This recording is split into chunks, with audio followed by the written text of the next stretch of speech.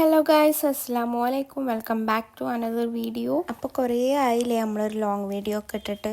അപ്പോൾ ഞാൻ വിചാരിച്ചു ഇന്ന് എന്തായാലും കുറച്ച് ബിസി ഉള്ളൊരു ഡേ ആണ്. അപ്പോൾ ഞാൻ വിചാരിച്ചു ഒരു ഡേ ഇൻ മൈ ലൈഫ് പോലത്തെ ഒരു വ്ളോഗ് എടുക്കാമെന്ന്. ഇപ്പം കോളേജിൽ എക്സാമും കാര്യങ്ങളൊക്കെ ആയതുകൊണ്ട് അതിൻ്റേതായ ഒരു തിരക്കിലും ആയപ്പോൾ അങ്ങനെ അങ്ങോട്ട് പോയി. അപ്പം നമുക്ക് ഷോർട്ട് വീഡിയോ നമ്മൾ ഇട്ടിട്ടുണ്ട് എന്നല്ലാണ്ട് ലോങ് വീഡിയോ നമ്മൾ ഇടലും പോലും ഇല്ല. അപ്പം എന്തായാലും നമുക്കൊരു ലോങ് വീഡിയോ ആവാം.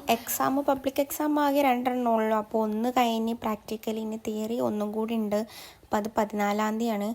അപ്പം എല്ലാവരും ദുആ ചെയ്യുക നല്ല മാർക്കോട് കൂടി വിജയിക്കാൻ.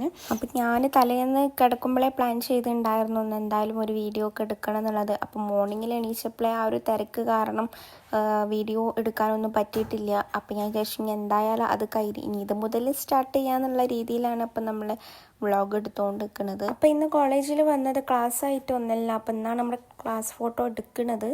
അപ്പം തിയറീൻ്റെ ഹോൾ ടിക്കറ്റ് ഇന്ന് കിട്ടും ചെയ്യും. അപ്പോൾ അത് വാങ്ങിക്കാനും ഫോട്ടോ എടുക്കാനൊക്കെ ആയിട്ടാണ് കോളേജിൽ വന്നത്. അപ്പോൾ ഒരുപാട് ആൾക്കാർക്ക് ഇപ്പോഴും അറിയില്ല ഞാൻ എന്താ പഠിക്കുന്നത്, ഏത് കോളേജിലാണ് എന്നൊന്നും. അപ്പം ഞാൻ കോഴിക്കോട് ITIയിലാണ് പഠിക്കുന്നത്. ഫാഷൻ ഡിസൈനാണ്, 1 വർഷത്തെ കോഴ്സാണ്. അപ്പോൾ അതാ മാഷാ അല്ലാ അത് കംപ്ലീറ്റ് ആവാനായിരിക്കണം. ഇനി ഒരു എക്സാമും കൂടി ഉള്ളു. അങ്ങനെ തന്നെ നമ്മളെല്ലാവരും ക്ലാസ്സിലെത്തിക്കണം. അപ്പോൾ എല്ലാവരും ഭയങ്കര ക്ഷീണത്തിലാണ്. ഇന്നാണെങ്കിൽ ഭയങ്കര വെയിലുണ്ട്. എനിക്കാണെങ്കിൽ തലവേദന എടുത്തിട്ടും വയ്യ. എന്താ പറയുക, ഇന്ന് രാവിലെ 3 ബസ്സാണ് എനിക്ക് റെയിൽവേയിൽ നിന്ന് മിസ്സായത്. ഞാൻ കയറാൻ ശ്രമിച്ചു, പക്ഷെ തിരക്കൊണ്ട് കയറാൻ പറ്റിയില്ല. അങ്ങനെ പിന്നെ 4ാമത്തെ ബസ്സിൽ ഞാൻ എങ്ങനെയോ വലിഞ്ഞ് കയറി.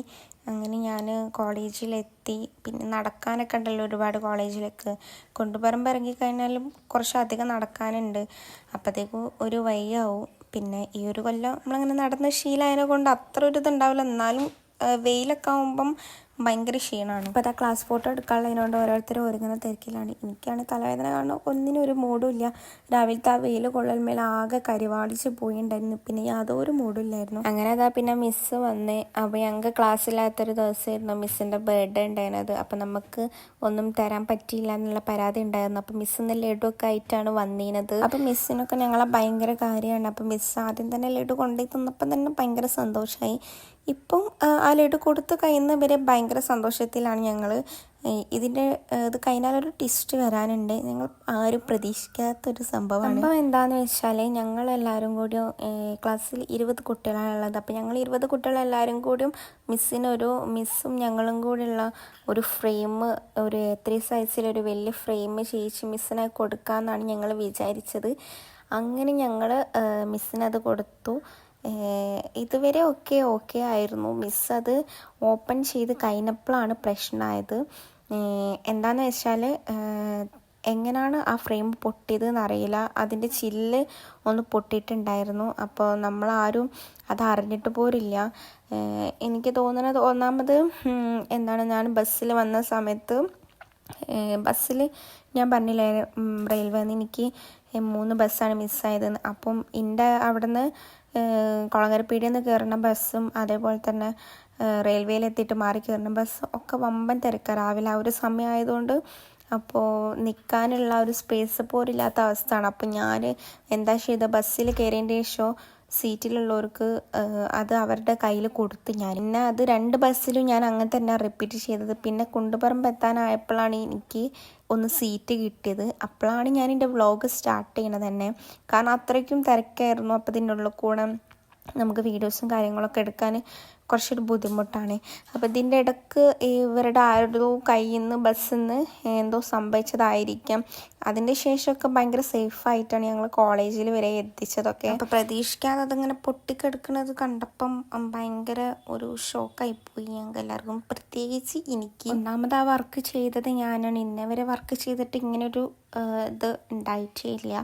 അപ്പം അതിങ്ങനെ കണ്ടപ്പം എനിക്കെന്തോ സങ്കടം പോലെ തോന്നി. അപ്പം മിസ്സ് പറഞ്ഞു കുഴപ്പമില്ലാന്ന്. അപ്പം ഞാൻ പറഞ്ഞു വേണ്ട മിസ്സ്, ഞാനത് റെഡിയാക്കിയിട്ട് കൊണ്ടുവരാം. കാരണം അത് പൊട്ടിച്ചത് ഞാനല്ലെങ്കിൽ പോലും അത് ഞാനാണത് കൊണ്ടുവരും.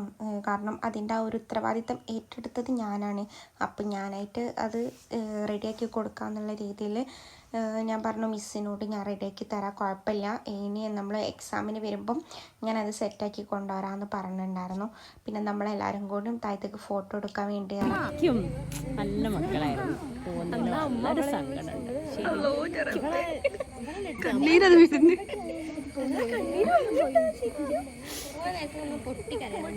അപ്പം മിസ് ഇതാ നമ്മൾ പോണതിനെ കുറിച്ച് ഭയങ്കര സങ്കടമാണ് അങ്ങനെയൊക്കെ പറഞ്ഞ് ഭയങ്കര ഇമോഷണലായിപ്പോയി ഗൈസ്. അങ്ങനെ പിന്നെ അത് കഴിഞ്ഞപ്പോൾ ഞങ്ങൾ വേറൊരു പ്ലാനറ്റ് ഉണ്ടായിരുന്നു. ഇത് കഴിഞ്ഞിട്ട് നമ്മൾ നേരെ ഒന്ന് കറങ്ങാൻ വേണ്ടി പോകുക എന്നുള്ളത്.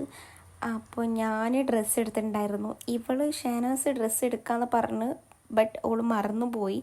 അങ്ങനെ പിന്നെ നമ്മൾ വിചാരിച്ചു ഓളെ വീട്ടിൽ പോയിട്ട് ഡ്രസ്സ് മാറ്റാം. ഈ ഒരു ഫ്രെയിം എനിക്ക് കാണുമ്പോൾ സങ്കടം വരും. അപ്പം ഞാൻ വിചാരിച്ചു ഇതായിട്ട് ഇപ്പോൾ കറങ്ങാൻ നടക്കണ്ടല്ലോ, എന്നാൽ പിന്നെ അവിടെ വെക്കാം എന്നുള്ള ആ ഒരു ഇതിൽ ഷോപ്പിൻ്റെ അടുത്താണ് ഇവളെ വീട്.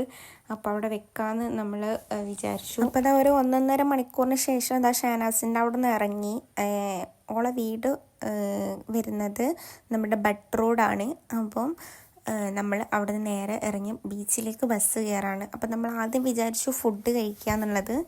അപ്പോൾ നമ്മൾ മാത്രമല്ല കുറച്ച് ടീംസും കൂടി ഉണ്ട്. അപ്പോൾ ഒരു വെയിറ്റ് ചെയ്താണ് ഷാനാസിൻ്റെ അവിടെ ഒരു 1.5 മണിക്കൂർ നിൽക്കേണ്ടി വന്നത്.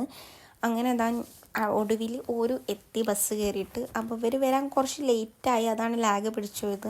വിശന്ന് കത്തി കഴിഞ്ഞാണ് നമ്മൾ ബീച്ചിലെത്തിയത് തന്നെ. അപ്പോൾ ഞങ്ങൾ വിചാരിച്ചു ആദ്യം ഫുഡ് കഴിച്ചിട്ട് ബാക്കിയുള്ളിലേക്ക് നിൽക്കാമെന്ന്. അപ്പം നെഹദി മന്തിയിലാണ് നമ്മൾ ഫുഡ് കഴിക്കാൻ വേണ്ടി പോയത്.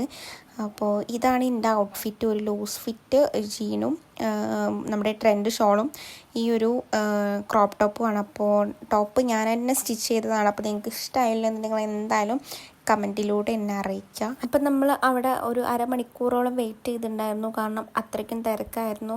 സ്വാഭാവികമായിട്ടും നിങ്ങൾക്കറിയാലോ നമ്മൾ ഫേമസ് ആയ കടയിൽ ഈ ഒരു നേരം എന്ന് പറയണത് ഭയങ്കര ബിസി ആയിട്ടുള്ള നേരമാണ്. അപ്പം ഒരു ക്യൂ നിൽക്കണ പോലെയാണ് എനിക്ക് ഫീൽ ചെയ്തത്, കാരണം ഒരു അരമണിക്കൂറോളം നമ്മളവിടെ നിന്നു. പിന്നെ നമ്മൾ അൽഫാമാണ് ഓർഡർ ആക്കിയത്. അപ്പോൾ ആദ്യം നമ്മൾ പെരി പെരി അൽഫാമാണ് ഓർഡർ ആക്കാൻ വിചാരിച്ചത്. അപ്പം എരിവൊന്നും അധികം ആൾക്കാർക്കൊന്നും പറ്റില്ല, പ്രത്യേകിച്ച് എനിക്ക് എരിവൊന്നും പറ്റില്ല.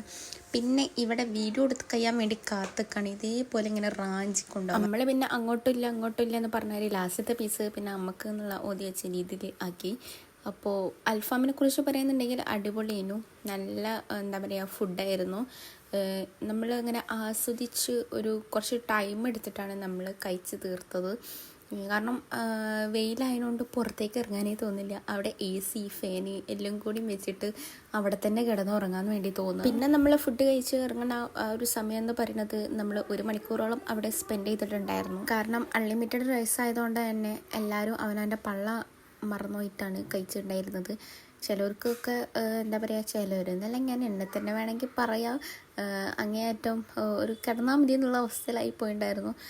അപ്പോൾ നമ്മൾ നല്ലോണം അങ്ങനെ കഴിച്ചു. പിന്നെ നിങ്ങളിപ്പോൾ വിചാരിക്കും ഈ നട്ടാപ്പൊരി വെയിലത്ത് നമ്മളെന്തിനാണ് ഈ ബീച്ചിൽ പോകണമെന്ന്. കാരണം എന്താണെന്ന് വെച്ചാൽ നമ്മളെ കൂട്ടത്തിലുള്ള അധികം ആൾക്കാരും ദൂരാണ്, നിലമ്പൂർ, ഈ കുറ്റിക്കാട്ടൂർ ഈ സ്ഥലത്തൊക്കെയാണ്. അപ്പോൾ ഇവർ ഈ ബീച്ചിലേക്കൊന്നും അങ്ങനെ അങ്ങോട്ട് വരലില്ല. നിലമ്പൂരാണ് സഫീന ബീച്ച് ഭാഗത്തേക്ക് തീരെ വരലില്ല. ഓളെ പറഞ്ഞത് പ്രകാരമാണ് നമ്മൾ ഇന്ന് ബീച്ചിലേക്ക് വന്നത്. കാരണം ഓക്ക് ബീച്ച് കാണണം, ഓക്ക് വെള്ളത്തിൽ കളിക്കണം എന്നുള്ള ആഗ്രഹത്തോടാണ് ഓളയും കൂട്ടി നമ്മൾ വന്നത്. അങ്ങനെ പിന്നെ നമ്മൾ ഒരു മരത്തിൻ്റെ ചോട്ടിൽ ഇരിക്കാമെന്ന് വിചാരിച്ച് അങ്ങനെ അവിടെ ഇരുന്നപ്പോഴാണ് ഐശ്വര്യത്തി തിന്നാൻ പൂതിയായത്. അങ്ങനെ നമ്മൾ ഐശ്വര്യതും പിന്നെ കൈതച്ചക്ക അതൊക്കെ വാങ്ങി കൊണ്ടുവന്ന് നമ്മളവിടെ ഇരുന്ന് കഴിക്കാൻ വിചാരിച്ചു. പിന്നെ കുറച്ചൊന്ന് വെയിലൊന്ന് താങ്ങിയപ്പം കുറച്ച് നല്ല ഒരു നുരുമ്പ് താങ്ങിട്ടേ ഉള്ളൂ. അന്നപ്പോഴത്തേക്കും ഓർക്ക് വെള്ളത്തിൽ കളിക്കണമെന്ന്. അങ്ങനെ നമ്മൾ നേരെ ബീച്ചിലേക്ക് ഇറങ്ങി. അപ്പോഴാണ് ഇവിടെ കടലമ്മ പൊട്ടത്തിന്ന് ആരോ ഒന്ന് എഴുതി വെച്ചത് കണ്ടത്. അത് പറഞ്ഞ് കുറേ നേരം നമ്മൾ ചിരിച്ചങ്ങനെ ഇരുന്ന്.